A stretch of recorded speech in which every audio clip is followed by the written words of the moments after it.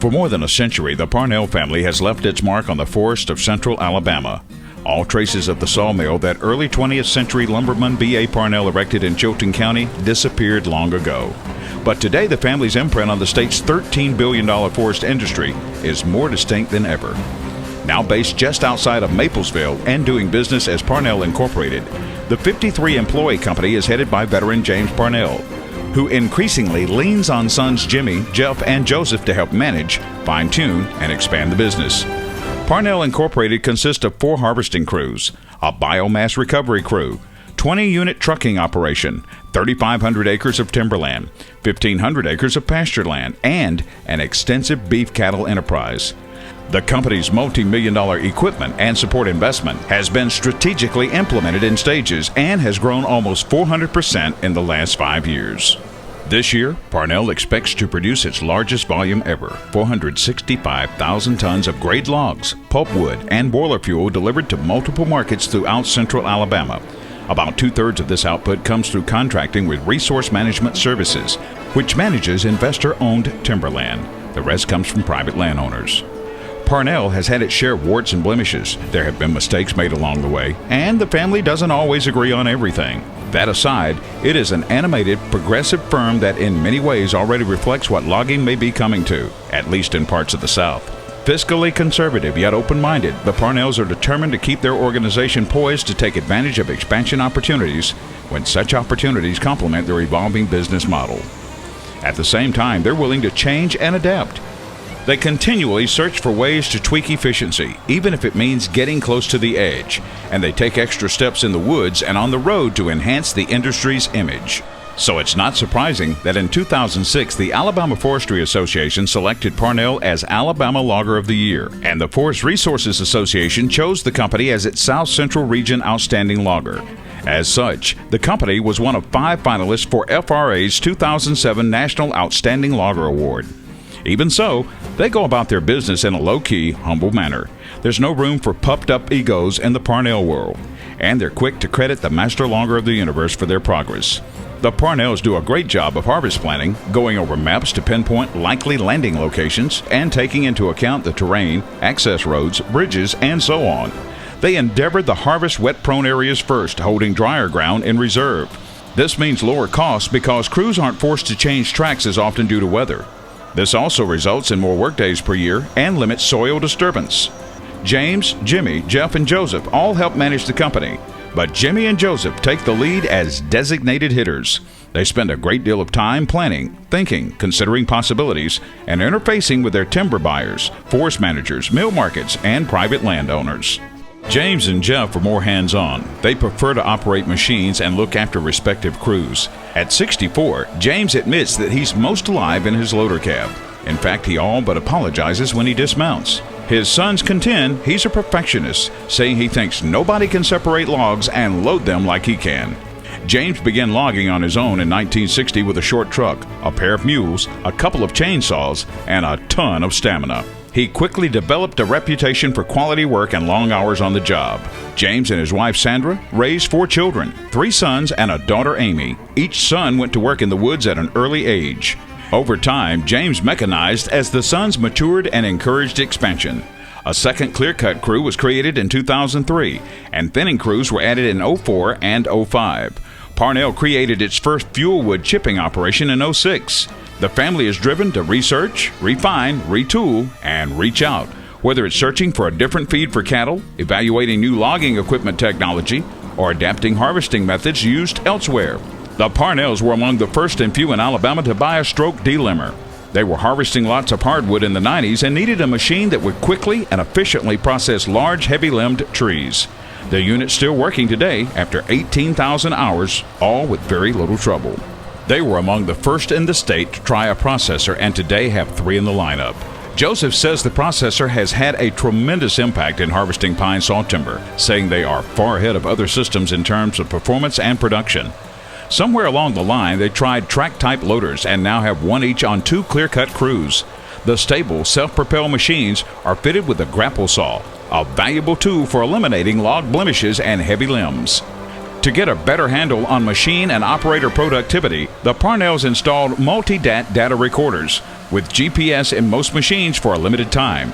The data collected helped identify wasteful operator habits and other production bottlenecks.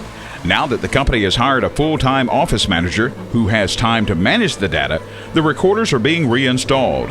It's another example of the family's relentless pursuit of higher performance. Busy as they are, they make time for community and industry activities. Jimmy campaigned for a State House of Representatives seat in 1998 and is now seeking the presidency of the Alabama Farmers Federation. He has been repeatedly recognized for farming accomplishments and leadership and is very involved in local and state agricultural and forestry organizations. Joseph is a board member of FRA and the Wood Supply Research Institute and serves on committees of the groups. He also participates in a John Deere Forestry Lead Use Group. Parnell insists on 100% from its employees who must pass initial and periodic drug tests, but it treats them well. It pays 50% of health and dental insurance premiums and provides paid vacation time. In addition, a profit-sharing plan has been in play for 20 years. Faced with sharply rising operating costs and deteriorating market conditions, the company last year opted to make its business transactions more transparent to employees. The Parnells enlightened employees about challenging conditions and appealed to them to cooperate in reducing costs. It was a timely move that helped the company endure a tough year.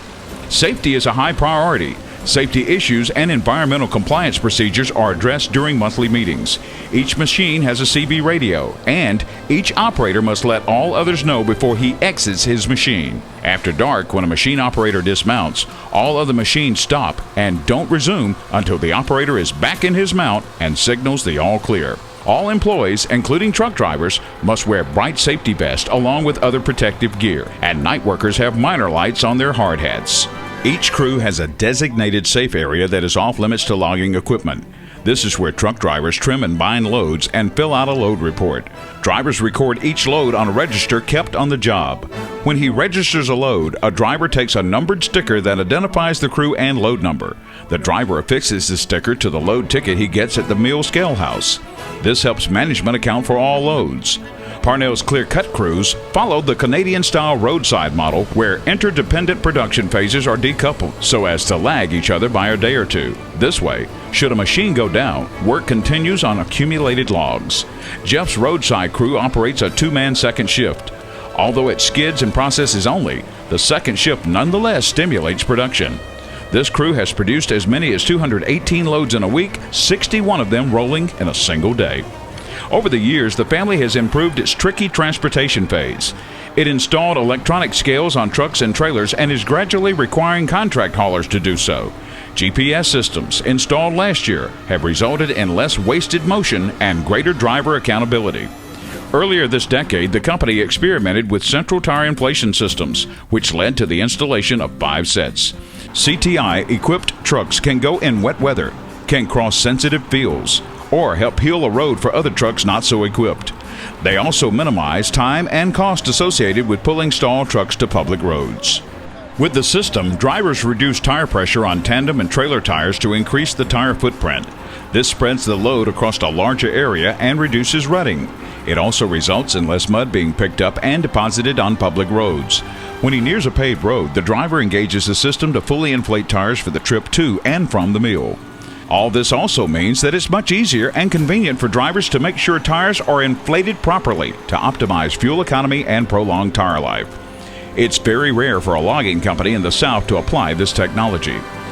Knowing it was too complicated for them to handle alone, the Parnells recently enlisted a consultant to help them comply with growing DOT regulations.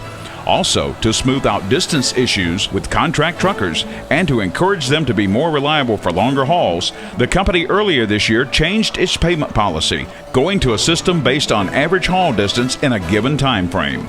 Although it uses mostly lightweight trailers, the company realizes it can improve trucking efficiency by using lighter trucks and is mentally prepared to make the move. Truck weight could be trimmed by up to 2 tons, resulting in larger but still legal payloads.